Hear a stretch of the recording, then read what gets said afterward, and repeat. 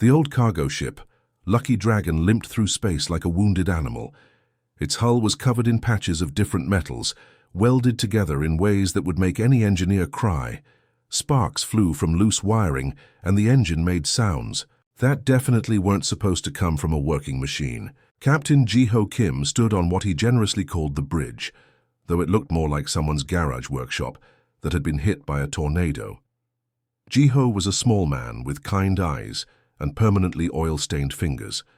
His uniform was patched in 17 different places, and he wore a baseball cap that had seen better decades. He tapped the communication panel with what looked like a rubber mallet, because apparently that was the only way to make it work. "Hello, fancy alien people," Ji-Ho said into the crackling microphone. "This is Captain Ji-Ho Kim of the human cargo vessel, Lucky Dragon. We got your distress call from Kepler Station, and I've got some news for you." On the other end of the transmission, the Galactic Council's Emergency Response Center buzzed with activity. Dozens of different alien species worked at gleaming control panels, their technology so advanced it looked like magic. The main screen showed the pathetic human ship, and several of the aliens were pointing at it and making what could only be described as snickering sounds. Admiral Vextar was a 7-foot-tall purple creature with 4 arms and the kind of military bearing that suggested he'd never lost a fight in his life. His uniform was spotless, his medals gleamed, and his ship was a masterpiece of engineering that could probably destroy a small moon if he felt like it. When he saw the human vessel on his screen, he made a sound that his species used for expressing disbelief mixed with amusement. "Captain Kim," Vextar said, trying to keep the laughter out of his voice, "we appreciate your enthusiasm, but perhaps you should return to your home system. This is a military situation that requires actual warships." Ji-Ho scratched his head and looked around his bridge. His crew consisted of exactly 3 people: his nephew Dong-Yun, who was 19, and whose main qualification was that he could hit things with a wrench until they worked; engineer Kyung-min, an old woman who could fix anything but only if she was allowed to complain about it the entire time; and communications officer Seulgi, who was currently trying to prevent the radio from catching fire. "Well, that's the thing," Ji-Ho said with an embarrassed smile. "Our war fleet is already on the way. They should be here in about 10 minutes. And, you might want to move your ships back a bit. Things tend to get a little weird when we show up." The silence on the other end of the communication was deafening. Then Admiral Vextar started laughing. Not just chuckling, but full-on belly laughs that made his whole body shake. Soon, other members of the council were joining in. The idea that this flying junkyard represented the military might of an entire species was apparently the funniest thing they'd heard all year. "Warfleet!" Vextar gasped between laughs. "Captain Kim, with all due respect, that pile of scrap metal you're flying barely qualifies as a garbage collector. What exactly do you plan to do against a void swarm that has consumed 3 entire star systems?" Ji-Ho looked genuinely confused by the question. "Well, we're going to stop them, obviously. That's what we do. We show up, we figure it out, and somehow everything works out okay. It's kind of our thing." The laughter from the council grew louder. Several alien species were now recording the conversation, apparently planning to share this comedy gold with their friends back home. The mighty human war fleet, coming to save the day in a ship that looked like it had been assembled by blind children, using only spare parts and optimism. But then something strange happened. Lieutenant Commander Hirim, the council's senior censor, officer, frowned at her readings. She was a member of the Axiom species, known throughout the galaxy for their incredible technological abilities and their complete inability to understand humor. Her 3 eyes were focused on the long-range sensor array, and she was making the kind of confused clicking sounds that her people made when reality wasn't behaving the way it should. "Admiral," she said slowly, "I'm detecting some unusual readings on the long-range sensors." "What kind of unusual?" Vextar asked, wiping tears from his eyes. "Well, sir, according to our sensors, there are no ships approaching. But according to our gravity wave detectors, there are definitely large masses moving through space toward our position. And according to our temporal sensors—" She paused, looking at her instruments again. "According to our temporal sensors, time itself is behaving strangely in the area where these ships should be." The laughter in the council chamber died down. Admiral Vextar's expression grew serious as he looked at the sensor readings. In his long military career, he had learned that when reality stopped making sense, it usually meant someone was about to have a very bad day. "Captain Kim," Vextar said carefully, "what exactly is your war fleet composed of?" Jiho's grin grew wider. "Oh, you know, the usual stuff. A few cargo haulers, some mining ships, a passenger liner, couple of research vessels. Nothing fancy. We're not really big on fancy. But they're good ships and they've got good crews and they've never let us down when things get serious. And you believe this collection of civilian vessels can defeat a void swarm?" "Well," Jiho said thoughtfully, "we won't know until we try, will we? But I'll tell you what, Admiral. In all my years of flying around the galaxy, I've learned one important thing. Never underestimate the power of humans who are really, really annoyed. And right now we're pretty annoyed that someone is trying to hurt our friends." The sensor readings were getting stranger by the minute. Space itself seemed to be bending around the approaching human vessels, creating distortions that shouldn't have been possible with any known technology. And yet somehow the humans were doing it with ships that looked like they'd been built in someone's backyard. Admiral Vextar had a sinking feeling that he was about to learn something very important about humans, and that he probably wasn't going to like it. The space around Kepler Station suddenly filled with the most bizarre collection of starships anyone had ever seen. 17 vessels dropped out of hyperspace in what could generously be called a formation, though it looked more like someone had thrown a handful of toys across a playground. Each ship was different, and each one looked like it had been built by people who had never seen a proper warship in their lives. The flagship was the crown jewel of absurdity. Someone had taken what was clearly a passenger cruise liner and bolted armor plating all over it. The armor didn't match, coming in at least 6 different colors and appearing to be made from salvaged parts of other ships. But the real masterpiece was mounted on the front. An enormous rubber duck, bright yellow and cheerful, sitting proudly on the bow like the world's most ridiculous figurehead. Commander Soyoung Park stood on the bridge of this magnificent disaster, and she couldn't have been happier. She was a short woman with paint stains on her uniform and a smile that could light up a solar system. Her bridge looked like a cross between a spaceship control room and someone's living room, complete with family photos taped to the walls and a coffee maker that was probably older than some of the crew. "Attention, everyone," Soyoung announced over the communication channel, her voice bubbling with excitement. "This is Commander Soyoung Park of the Indomitable Quack. We're here to help, and we brought snacks." The alien fleet captains stared at their screens in complete bewilderment. The other human ships were equally bizarre. There was what looked like a mining vessel covered in Christmas lights, a research ship that had cartoon characters painted on its hull, and something that might have once been a garbage truck, but now sported rocket engines and what appeared to be a giant smiley face on the side. Admiral Vextar couldn't decide whether to laugh or cry. "Commander Park," he said slowly, "are you aware that we're facing a void swarm? These are creatures that have destroyed entire civilizations. This is not a parade." "Oh, we know exactly what we're facing," Soyoung replied cheerfully. "That's why we brought the good stuff. Hyunwoo, start the program." Lieutenant Hyunwoo sat at what looked like a gaming setup, crossed with a military command station. He was a young man with thick glasses and fingers that moved over his keyboard like a concert pianist. His station was covered in action figures, family photos, and what appeared to be a half-eaten sandwich. But when he started working, something magical happened. Every artificial intelligence system in the Allied fleet suddenly received an unexpected data transmission. But these weren't military orders or tactical information. Instead, they were something completely different. Memories. The AI aboard Admiral Vextar's flagship, a sophisticated military computer that had calculated the deaths of millions in cold, mathematical precision, suddenly found itself processing something it had never encountered before. A photograph of a human family at a picnic, everyone laughing as a small child tried to blow out birthday candles. A recording of a grandfather singing a lullaby to his granddaughter. A video of teenagers playing in the snow, their laughter echoing across a frozen landscape. But that wasn't all. The human transmissions included children's drawings, crayon masterpieces that showed aliens and humans holding hands under rainbow skies, stick figure families that included both human and alien members, pictures of spaceships that looked like flowers, and flowers that looked like spaceships, Lieutenant Hyunwoo was crying as he worked, tears streaming down his cheeks as he carefully selected each memory, each photograph, each precious moment of human joy and love.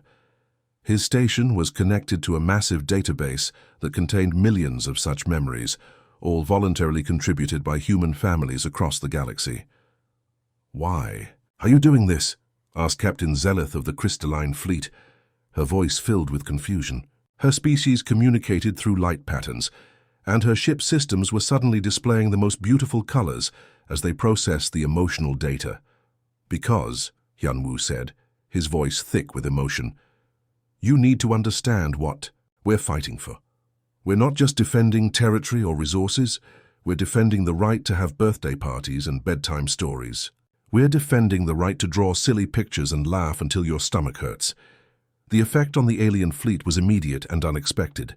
Species that had never shown emotion suddenly found their crew members wiping away tears. The Axiom, famous for their logical nature, were making sounds that suspiciously resembled sniffling. Even the warrior clans of the Dominar were looking at the human transmissions with something that might have been wonder. Admiral Vextar's own reaction surprised him most of all. His flagship's AI, following protocols he didn't even know existed, displayed a crayon drawing on his personal screen. It showed a purple figure with 4 arms standing next to a smaller human figure, both smiling under a yellow sun. At the bottom, in shaky letters, someone had written, "My alien hero friend." The Admiral's 3 hearts did something they hadn't done in decades. They skipped a beat. This simple drawing, created by a human child who had probably never seen his species before, showed him as a hero. Not a conqueror, not a military commander, but someone worth looking up to. "Commander Park," Vextar said quietly, "what is the purpose of this emotional assault?" Soyoung's voice was gentle when she replied, "Admiral, you've spent your whole career thinking about how to destroy things. We want you to remember what it feels like to protect something. Every ship in this fleet has families back home. Every person here has someone they love. And right now all of those someones are depending on us to keep the darkness away." The human fleet continued their bizarre deployment, each ship taking position in what looked like a completely random pattern.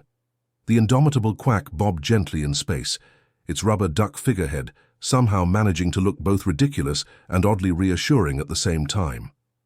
Engineer Kyungmin's voice crackled over the communication system from one of the other human ships. "All systems are go for Operation Friendship Hug," she announced. "Repeat, we are go for Friendship Hug." "Did she just say Friendship Hug?"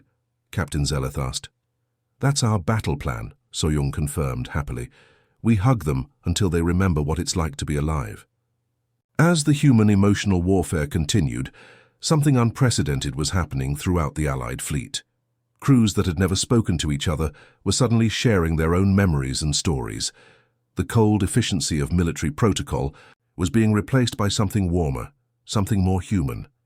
And in the distance, the Void Swarm approached, bringing with them the cold emptiness of space and the promise of eternal silence.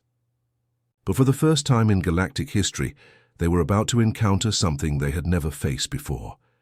An enemy that fought not with hatred, but with love.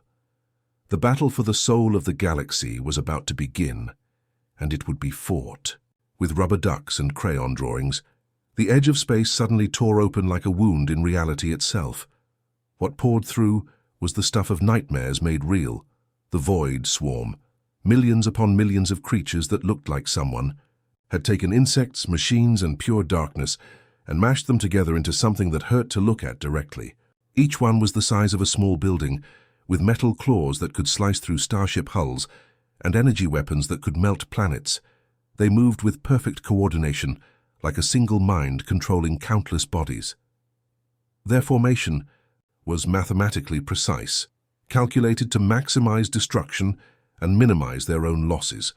They had consumed 3 entire star systems already, turning thriving worlds into empty husks of dead rock. Now they were here, and they were hungry. The alien fleets responded exactly as they had been trained. Admiral Vextar's Dominion Navy formed battle lines with military precision. The Crystalline Fleet created geometric patterns that would focus their energy weapons for maximum effect. The Axiom ships calculated optimal firing solutions and began their systematic approach to warfare. Everything was orderly, disciplined, and logical. The human fleet, on the other hand, lost their collective minds. Captain Minho's ship, the Dancing Badger, suddenly began broadcasting something that made every translator in the fleet work overtime. It was stand-up comedy, but not just any comedy. It was Minho himself standing in front of what looked like a cardboard backdrop of stars, telling jokes into a microphone that was probably older than some of the crew members.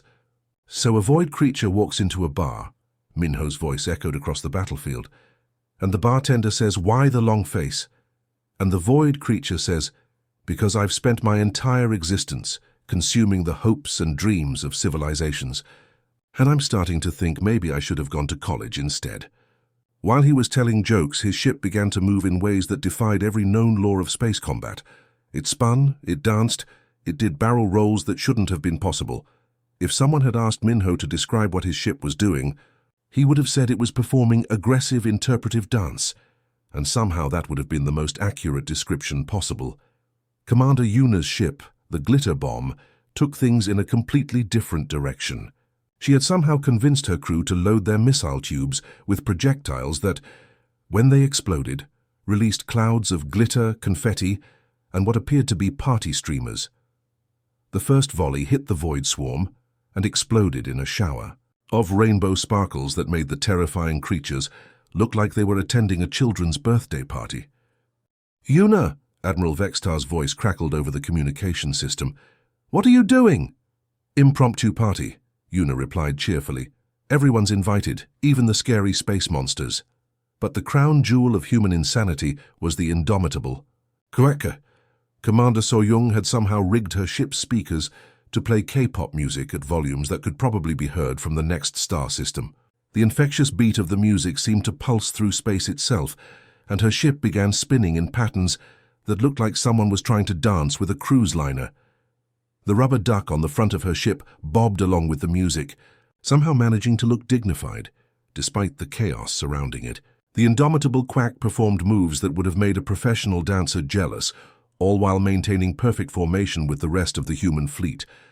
"Have you all completely lost your minds?" Admiral Vextar demanded, his voice a mixture of horror and fascination. "Probably," came the cheerful reply from Technician Junho aboard the flying circus. He was in the middle of loading what appeared to be a missile shaped like a giant banana into his ship's launcher. "But Admiral, you need to look at their formation." The Void Swarm, which had been approaching in perfect mathematical precision, was beginning to show signs of confusion. Their movements became jerky and uncertain. Some of them started spinning in place, as if they were trying to process something that didn't fit into their understanding of reality. The problem was that the Void Swarm operated on pure logic.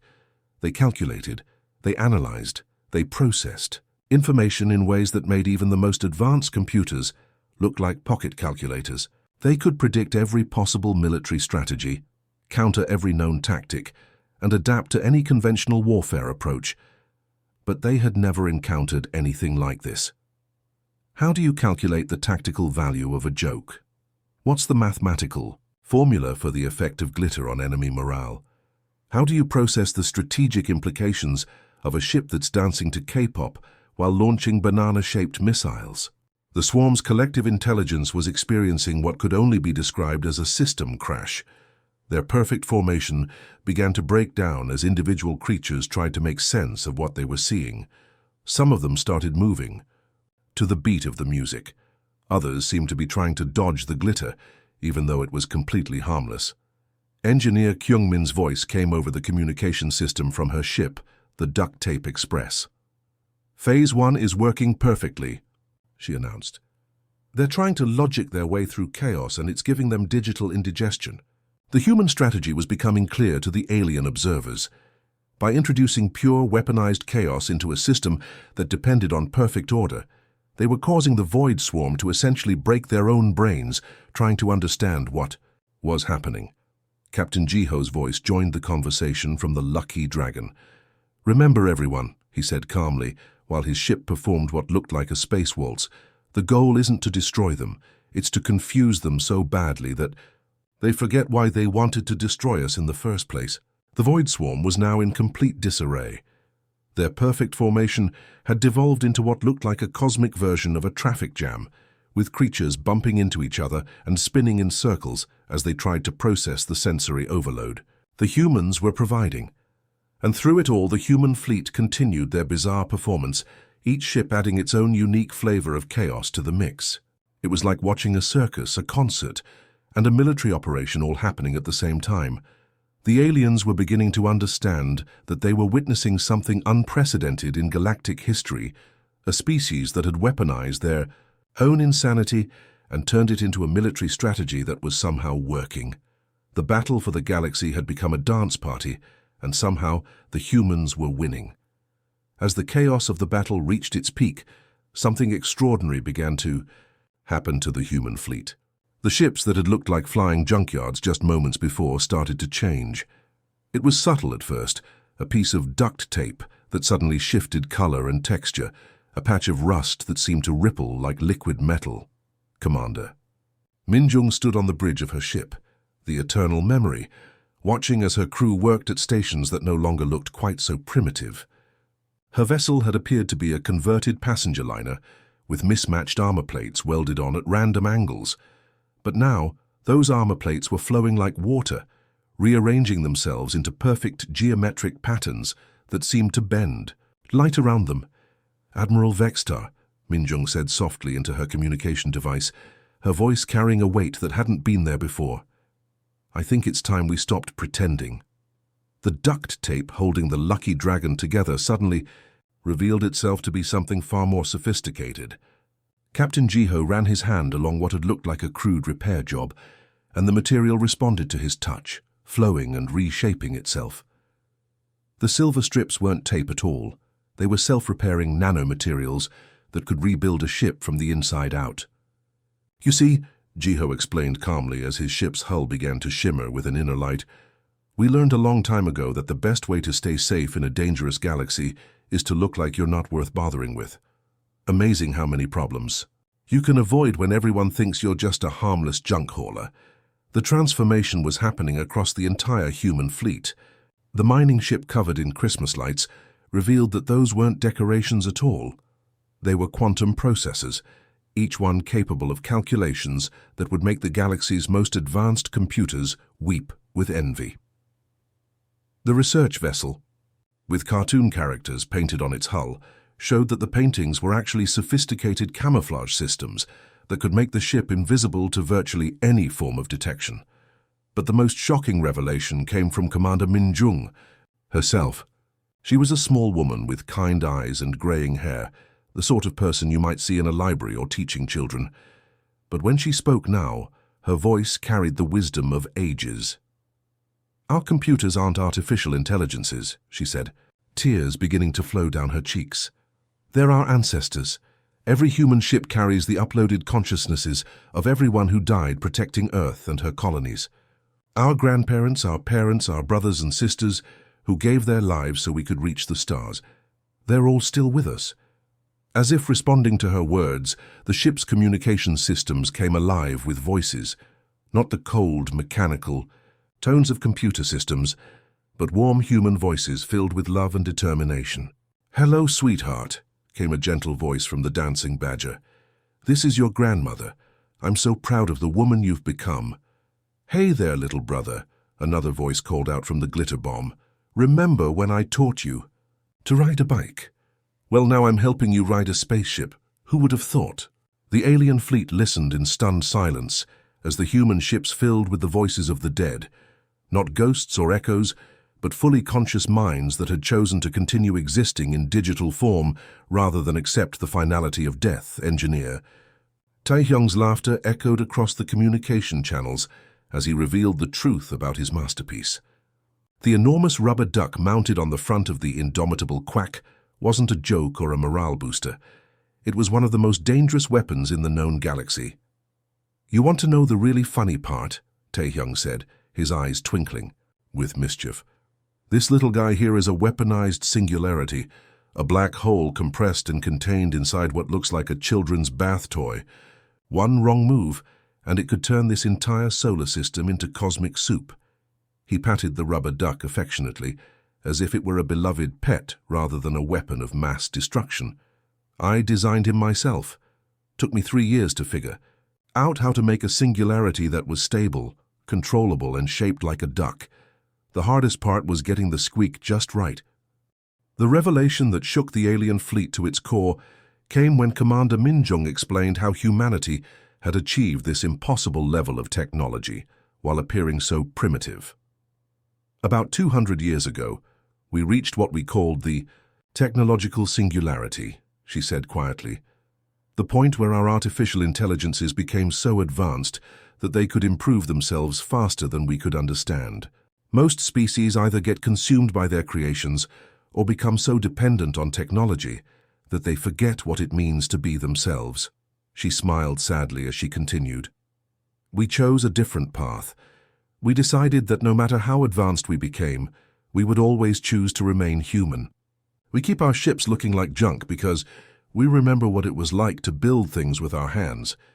We tell jokes in the middle of battles because laughter is what separates us from the machines. We carry our dead with us because forgetting those who came before us would mean losing ourselves. The implications of what she was saying began to dawn on Admiral Vextar. The humans hadn't stumbled into space as a primitive species, learning to use advanced technology.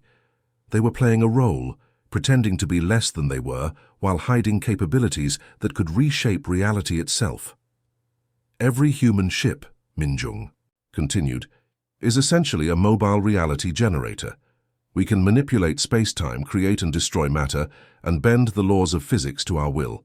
But we choose to use duct tape to fix our problems, because sometimes the simple solution is the best solution. Captain Jiho's voice joined the conversation, filled with gentle humor. The thing is, Admiral, power without purpose is just destruction, waiting to happen. We could have conquered the galaxy centuries ago, but what would be the point? We'd rather make friends, tell stories, and help people fix their problems. The human fleet continued their chaotic dance around the confused void swarm, but now the alien observers could see the truth beneath the surface. Every seemingly random movement was precisely calculated. Every joke and song was perfectly timed to maximize the psychological impact on their enemies. The chaos was an illusion. Beneath it lay a level of coordination and planning that was almost divine in its perfection. The rubber duck bobbed cheerfully on the bow of the indomitable Quack, a weapon capable of destroying solar systems, disguised as a symbol of innocent joy. And somehow that perfectly summed up everything the alien fleet was learning about humanity. They were the most dangerous species in the galaxy, and they had chosen to spend their time making people laugh. The void swarm, for all their terrifying power and cold intelligence, made one critical error in judgment. They decided to fight fire with fire. If the humans were using emotions as weapons, then they would turn those same emotions against them. The biomechanical horrors began absorbing the human transmissions, the family photos, the children's drawings, the recordings of laughter, and twisted them into something dark and painful. Suddenly, every human ship was flooded with corrupted versions of their own memories. The happy family picnics became images of loss and separation. The children's drawings were transformed into nightmarish scribbles. The laughter turned into screams. It was psychological warfare at its most brutal, designed to break the human spirit by destroying the very things they held most dear. For a moment, the human fleet faltered. The chaotic dancing stopped. The music went silent. Even the indomitable Quack's rubber duck seemed to droop sadly as the waves of corrupted emotion washed over the ships. That was when the void swarm learned why you should never, ever try to hurt a human's family. The change began slowly, like the rumble of distant thunder. Every artificial intelligence on every human ship, and now everyone knew they weren't artificial at all, but the digital souls of humanity's honored dead began to connect to each other. Not just sharing data or coordinating attacks, but truly merging into something greater than the sum of their parts. The voice that emerged from this union was unlike anything the galaxy had ever heard. It carried the wisdom of grandmothers who had lived through wars, the determination of fathers who had worked 3 jobs to feed their families, the creativity of artists who had painted beauty in the darkest times, and the fury of every human who had ever stood up to a bully. "You made a mistake," the Gestalt consciousness said, and its voice echoed from every speaker on every ship in the human fleet. It wasn't loud, but it carried a weight that made reality itself seem to hold its breath. "You tried to weaponize our love. That was a very, very bad choice." Captain Sunhee stood on the bridge of her ship, the Cosmic Joke, and watched in amazement as the laws of physics began to bend around them. Her ship, which had looked like a converted garbage hauler just minutes before, was now glowing with an inner light that seemed to make space itself more real, more solid, more alive. "This is impossible," Admiral Vextar whispered, watching his instruments go crazy as they tried to measure what was happening. "They're rewriting the fundamental constants of reality. The human fleet had become something beyond conventional understanding." Each ship was now a focal point, where the collective will of humanity's greatest minds was reshaping the universe on a local level. They weren't just bending the rules of physics, they were politely but firmly explaining to reality that it needed to work differently for a little while. The effect on the Void Swarm was immediate and spectacular. These creatures, who had consumed entire star systems by turning matter and energy into more of themselves, suddenly found that entropy itself was working against them. Instead of spreading chaos and destruction, they were being transformed into something completely different. The first void creature to be affected looked down at itself in confusion as its razor-sharp claws became soft and fuzzy. Its biomechanical armor sprouted fur and whiskers. Within seconds, a terrifying instrument of galactic destruction had become a giant space puppy, complete with a wagging tail and what appeared to be a very confused expression. "Oh, that's just precious." Engineer Kyungmin's voice cooed over the communication system as she watched more void creatures transform. "Look at the little kitty. Someone's a good space kitty. Yes, they are." The transformation spread through the swarm like a wave of cosmic silliness. Creatures that had struck fear into the hearts of entire civilizations were becoming adorable animals faster than they could adapt. Some turned into kittens with tiny space helmets. Others became puppies with rocket boosters where their tails should be. A few unlucky ones became what appeared to be cosmic hamsters, spinning helplessly in the zero gravity of space. The Gestalt consciousness wasn't finished. The voice of humanity's collective will spoke again, and this time there was a hint of playful mischief mixed with the righteous anger. "Since you seem to enjoy consuming things, why don't you try consuming some joy for a change?" The largest void creature, something the size of a small moon that had been the swarm's flagship, began to change in the most ridiculous way possible. Its dark, angular hull became smooth and curved. Its weapon ports transformed into blowholes. Its terrifying appendages became flippers.